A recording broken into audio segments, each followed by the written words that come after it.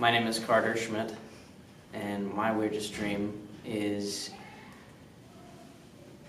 when I was probably 8 years old. I had this dream. Anyways, so it started off in like this forest, and it was like really surreal and dark, and I have kind of more lucid dreams, so a little more action but very, very real.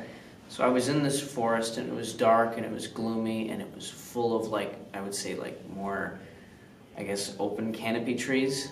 So it was like really dark, but like gloomy. Anyways, so I was walking around through this forest just trying to find whatever I was doing there and why I was there. And I walked through the forest until I found this little frog.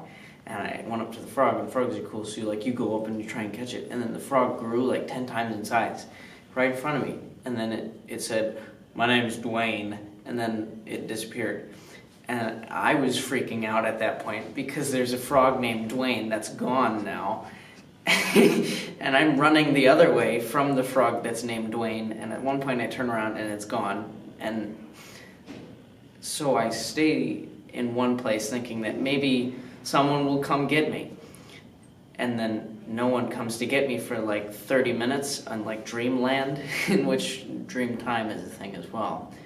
And I'm sitting there thinking about Dwayne and this frog named Dwayne, and I guess why he showed up, or who he was, and maybe if he has some friends that could help me. And so then the other woodland creatures started coming.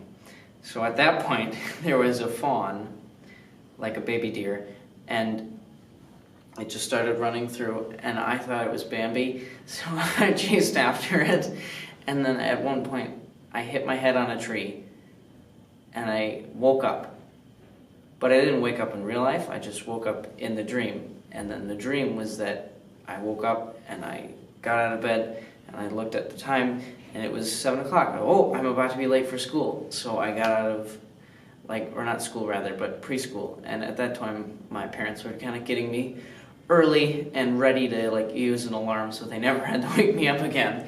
So I was used to it, and then I woke up, I got out of bed, and I went over to the side of the room, and then there was Dwayne, the frog, in my room, and it was really scary, because at that point, I just said, I'm done with this. So I ran back in bed, and I hid under the covers because, when you're under the covers for a while, you start losing oxygen, and it starts getting really hot, and then everything around me started turning, hotter and hotter, until I was on fire, literally.